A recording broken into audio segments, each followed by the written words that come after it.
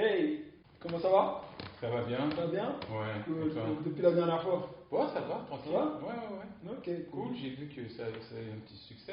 Ouais, on a Ça, percé, c'est hein, encourageant, c'est là, cool. c'est bon, là, on a percé, hein. Ouais, c'est Ah cool. ouais, Ouais. on a dépassé les 50 vues, hein, c'est bien, hein. Effectivement. Hello, la famille, comment ça va? Donc voilà, hein, on avait demandé à Kémy justement de nous rejoindre pour les prochaines vidéos. Il est là, il est avec nous. Bonjour. Donc voilà. Là, on a décidé de parler de Melvin Van Peebles. Donc, on avait déjà parlé de lui dans les précédentes vidéos, mais vraiment se concentrer en fait sur son parcours qui est très intéressant et qui est vraiment un exemple pour nous. Melvin Van Peebles, tu me stops si jamais je dis des bêtises, est né le 21 août 1932 à Chicago, dans l'Illinois. Et on va dire qu'il commence à entrer dans la vie active en tant que militaire. Il va intégrer les forces, l'armée en fait, de l'air, donc l'Air Force. Et il va rester dedans pendant 3 ans et demi. Et à la suite de ça, il décide d'aller au Mexique. Et là, au Mexique, le gars, il gagne sa vie en vendant des peintures, quoi. Donc, des tableaux qu'il a peints, et voilà. Il vend ça. Et il va revenir aux États-Unis, mais cette fois-ci pour devenir conducteur de tramway. Et pendant en fait qu'il va travailler justement sur ce tramway, il va faire des petites photos, des photos du paysage, de la ville et tout ça. Et donc il va faire un article accompagné des photos pour finir en faire un livre. Et là, tu as un mec qui va tomber dessus qui lui dit mais waouh, c'est un truc de dingue et tout, tes photos, mais quand je vois ça, on a l'impression que c'est un film, tu devrais te lancer dedans, tester, peut-être qu'il y a un truc à faire en tant que cinéaste, en tant que réalisateur. Tu vois. Là, lui, il entend ça, il dit ah bon, bam. Il bouge déjà parce que je crois il s'est fait à la suite de ça, quand il a sorti ses photos, tout ça, son employeur il s'est dit mais attends, je t'ai pas embauché pour ça. Il se fait licencier et donc il se lance dans des courts métrages. Donc le premier, ça sera Trip Pickup Man for Eric. Et c'est celui-là. Après il sort Sunlight et 500 balles. C'est ça.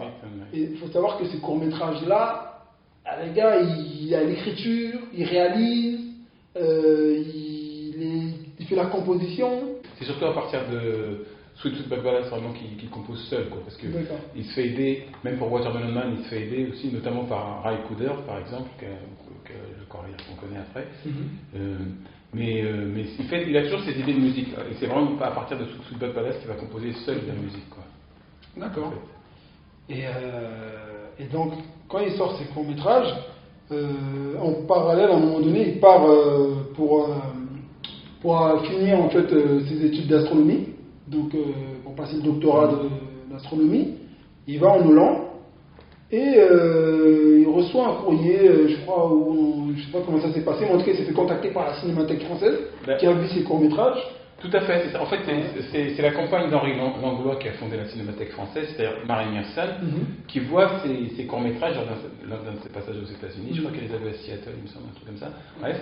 Et donc, elle le contacte pour qu'il vienne à Paris, en fait. Come here. C'est pour qu'on présente ses films. On a présenté ses films à Élise de Biarritz, puisqu'effectivement, il était déjà en Hollande, il passait son doctorat d'astronomie. Et donc il vient à l'Élysée Biarritz, on organise une soirée, on diffuse ses courts-métrages, enfin on les projette. Il dit tout le monde lui fait des bises et lui dit c'est bien, etc. Et on le laisse comme ça sur le trottoir parisien avec 2 joues humides, alors qu'il parlait pas un mot de français, quoi, en fait. Wow. Et du coup, il est là, il n'a pas une thune, mais comme lui-même le dit, il a quand même quelque chose d'important, c'est l'espoir. Il a donné l'espoir parce que le fait qu'on lui dise que c'est bien que ce soit projeté dans une salle importante, etc. Il ne peut pas n'importe comment, c'est la Cinémathèque française.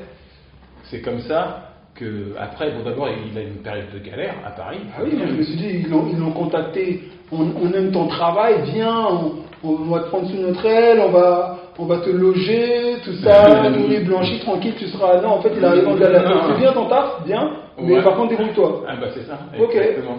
C'est que personne n'a pris sous son aile. Donc il a fait la Manche à Paris, il a chanté dans le métro pour pouvoir manger.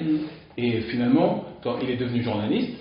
Donc, pour France Observateur, qui aujourd'hui s'appelle le Nouvel Observateur d'abord, et ensuite pour la revue, j'oublie le nom de cette revue, fondée par le professeur Choron, où il travaille là-bas avec Wolinski, Cabu, etc. Et donc Et en fait, ce qui est intéressant, c'est que quand il était journaliste pour France Observateur, c'est comme ça qu'il a rencontré Chester Himes. Ok.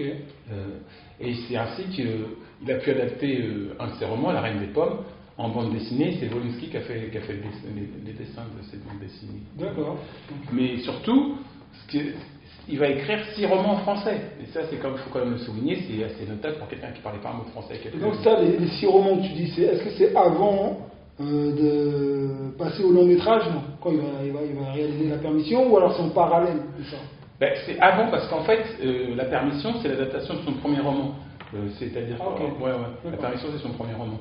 Et en anglais, c'est The Story of a 3-Day Pass.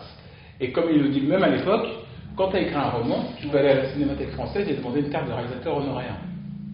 Donc c'est ce qu'il fait, on lui donne une carte de réalisateur, ce qui lui permet de demander des subventions, et c'est comme ça qu'il réalise donc son premier film, son premier long métrage plutôt, La Permission. La Permission qui traite d'un GI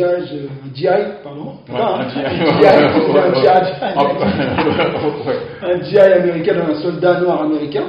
Donc il vient à Paris en permission, c'est ça, il est en permission, et il rencontre une petite blanche, quoi, donc il kiffe. Et après la suite, je vous laisse regarder le film, quoi. Il y a une histoire, quoi. Ouais, faut pas spoiler. Mais c'est vrai que ce film est super intéressant, et surtout notamment la scène où il rencontre la fille, là, parce qu'il va dans un club en fait à Paris, et la scène du club, moi je trouve qu'elle est terrible. Il y a une espèce de truc un peu surréaliste, quoi, un peu mystique, quand il rencontre la fille où tu vois, il se projette comme ça, mais enfin, faut voir la scène, elle est vraiment intéressante. Et du coup, c'est avec ce film-là qu'il va au Festival de San Francisco pour représenter la France. Faut pas oublier qu'il va là-bas pour représenter la France. Et il gagne le prix du public, ou je crois que c'est le prix de la critique ou le prix du public, ou les deux. Et c'est là qu'on lui propose d'aller à Hollywood, en fait. Mais lui, il refuse. Je dis non. Parce qu'il dit, non, je ne vais pas être le maire d'Hollywood, donc non, j'y vais pas. Donc d'autres sont allés, notamment Gordon Parks, qui a réalisé lui aussi, d'ailleurs c'est assez drôle parce qu'il y a une espèce de parallélisme dans leur parcours dont on pourra parler plus tard. Mais lui, il réalise The Learning Tree, qui est son premier roman aussi d'ailleurs, Gordon Parks, et c'est le premier film qu'il réalise à Hollywood en fait. D'accord. Revenons justement à notre ami Melvin Van Peebles. Donc il vient donc à Hollywood, pardon. Oui, après il va revenir à Hollywood, tout à fait. Absolument. Parce qu'au départ il a refusé, mais après il va à Hollywood, voyant que les autres y sont allés, qu'il y en a déjà quelques-uns qui sont allés, il y va. Et c'est là que la Columbia l'engage, et il fait un premier long métrage pour elle qui est Watermelon Man. Watermelon Man qui est très intéressant aussi. Oui, c'est l'histoire d'un raciste blanc qui se réveille un bon matin et le gars il est noir, quoi. Et il y a pas mal de films qui sont inspirés justement de cette histoire, hein, que ce soit américain ou même en France, je crois. Je crois que c'est Valérie Lemercier qui a fait. Étienne Châtillier. D'accord. Étienne Châtillier qui a fait. D'accord, oui, voilà, oui, non, elle était en tant qu'actrice et. Ouais, tout à fait. Et c'est Étienne. Étienne Châtillier. Étienne. Et d'ailleurs, il n'est pas inintéressant, même si ça donne dans le cliché un peu des fois, mais c'est pas inintéressant non plus. Mais du coup, Van Peebles, voilà. Donc il réalise pour la Columbia, Watermelon Man. Bon, on va pas s'attarder dessus tout de suite, parce qu'en fait, après, il sait que pour le film qu'il veut faire après, c'est-à-dire Sweet Sweet Back Balason, qui est en fait son troisième long métrage, il n'y a aucun studio qui va lui permettre de faire ce film, le film qu'il a en tête. Donc, qu'est-ce qu'il fait? Parce qu'il avait un contrat encore pour 3 autres films supplémentaires avec la Columbia, puisque Watermelon Man a connu un succès d'estime, on lui fait un contrat pour 3 autres films. D'accord. Mais lui, non, avec le film qu'il veut faire, il n'y a aucun studio qui va lui permettre. Alors du coup, il va se débrouiller pour réaliser Sweet Sweet Back Balason, qui va avoir le succès qu'on lui connaît. Et là, il va être blacklisté à Hollywood, quoi, en fait, parce que déjà, tout lui appartient, en fait, le film lui appartient. Parce que même Bill Cosby, qui lui avait filé $5 000 qui lui manquaient, il a proposé à Bill Cosby, mais tu veux pas prendre des parts dans le film et tout. Et Cosby a dit, non, je préfère que tu me rendes la thune. Get me my money. Now, I don't care how long it takes you, you get out there and get it. Donc c'est comme ça que ça lui a rapporté autant aussi. Donc du coup, il est blacklisté à Hollywood. On dit, mais lui, il sort de... Donc c'était on va dire un poulain de Hollywood, parce qu'il a pour Watermelon Man. Et quand il a fait Sweet Sweet Back Balason, c'est devenu le vilain petit canard. Ah, ça c'est clair. Et après ça, il n'a jamais retravaillé avec Hollywood. Il a retravaillé, enfin non, pas avec Hollywood, mais en tout cas il a refait d'autres films, effectivement, mais pas directement avec Hollywood, ça c'est clair. Et ce qui est drôle, c'est que quand on l'a chassé d'Hollywood, il est parti à Broadway. Le gars il dit bon, c'est pas grave. Donc il va à Broadway et il adapte un autre de ses romans d'ailleurs, qui est La Fête à Harlem. Parce qu'en fait, La Fête à Harlem c'est important parce qu'il avait fait une pièce de théâtre de ce roman qui a été jouée par la compagnie des Griots. C'est lui-même qui l'avait mise en scène. Mais enfin, non, avec Roger Blin, je crois, en 65, ils l'ont joué à Bruxelles. Et suite à cette pièce, Césaire aussi a décidé d'écrire pour la compagnie des Griots la tragédie du roi Christophe. Mais bon, donc c'est eux les premiers qui ont joué La Fête à Harlem.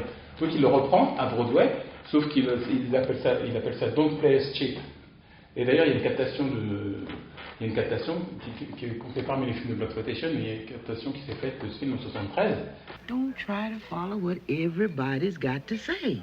Because most free advice ain't good for nothing except turning your gray. Mais là aussi, c'est un carton. Et les gens de Broadway sont fâchés.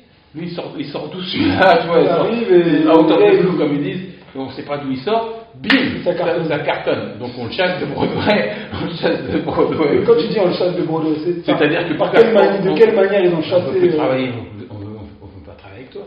Donc on te donne plus accès aux salles, les techniciens ne veulent pas travailler pour toi, personne ne veut travailler pour toi, donc tu es obligé de partir. Et du coup, il va à Wall Street. Et qu'est-ce qui se passe quand il va à Wall Street? Il va à Wall Street, il commence à boursicoter, quoi. Tu vas faire le trader et tout. Ben, ça marche tellement qu'on lui demande de faire un bouquin pour expliquer sa méthode. Donc il fait un bouquin pour expliquer sa méthode et ça devient un best-seller. En fait, le gars excelle en tout. Non, mais c'est un extraterrestre, c'est une espèce d'ovni parce que tu fais à Hollywood, tu fais un carton. Paf, on te chasse, tu vas à Broadway, tu fais un carton. Paf, on te chasse, tu vas à Wall Street, tu sors un livre aussi, tu sors un bouquin pour expliquer ta méthode de trading. Et parce que vraiment, il est excellent. Et parce que non seulement c'est un cinéaste, mais c'est aussi un grand musicien. Parce qu'il faut écouter par exemple je crois que c'est son troisième album. C'est son troisième album qui est sorti en 1974 et qui s'appelle What the fuck you mean I can't sing. Dessus, il y a une reprise de Stevie Wonder, de Superstition de Stevie Wonder. Franchement, moi je trouve qu'elle est formidable parce qu'il a vraiment, il s'est approprié un morceau, il a refait d'une façon complètement différente. Bon, on reconnaît évidemment Superstition, mais il a refait quoi. Il a amené sa patte. Il a un parcours de dingue, hein. Ah, ça c'est sûr. C'était important de parler de cet homme parce que, pour moi, il est fort, il inspire quoi. C'est vraiment, il est inspirant. Ouais, il dit qu'il a fait plein de choses, il a excellé dans ça, et donc, on peut le faire aussi. Il était inspirant. Et il nous a quitté le 21 septembre de l'année dernière, dans un silence presque total, sauf Le Monde qui a fait un article et Télérama. Moi je suis content parce que j'ai eu la chance de le rencontrer quand même et de jouer même avec lui sur scène, parce qu'il était parti, je crois que ça fait 4-5 ans même, un peu plus, où il passait à la Villette avec Archie Shepp et un groupe britannique qui s'appelle The Heliocentrics, qui sont fascinés par Sun Ra et qui lui rendent hommage dans leur musique. Il passait à la Villette et c'est Von Cliburn qui avait écrit un texte qui disait, il y avait une projection aussi sur l'écran derrière lui, etc. C'était vraiment pas mal ce concert. Et après il y a l'after, tu vois, dans le petit café qui est juste à côté de la salle, à côté de la Villette, il y a un petit café où il y a un after souvent. Donc il y avait les musiciens de la première partie qui s'appelait Sons of Kemet qui avaient commencé à jouer. Moi, je trouvais que le batteur, il assurait pas trop. Donc, je suis monté sur scène, j'ai demandé au batteur de me laisser sa place. C'était comme ça, toi? Ouais. Non, respect, quoi. Pousse-toi là.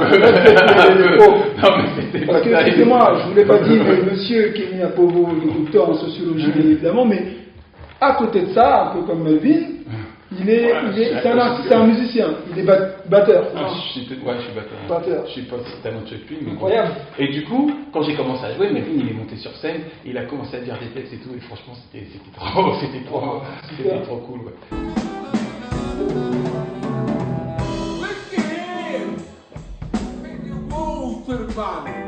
On parlera donc de ses contemporains une prochaine fois, parce que aussi ça vaut la peine de parler d'eux, parce qu'eux aussi sont très intéressants.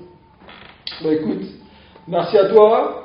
C'est moi qui vous remercie, qui te remercie aussi. Comme d'hab, de toute façon, on enchaîne. Ouais. On va enchaîner. N'est-ce pas? Yeah. On est parti. Merci. Merci.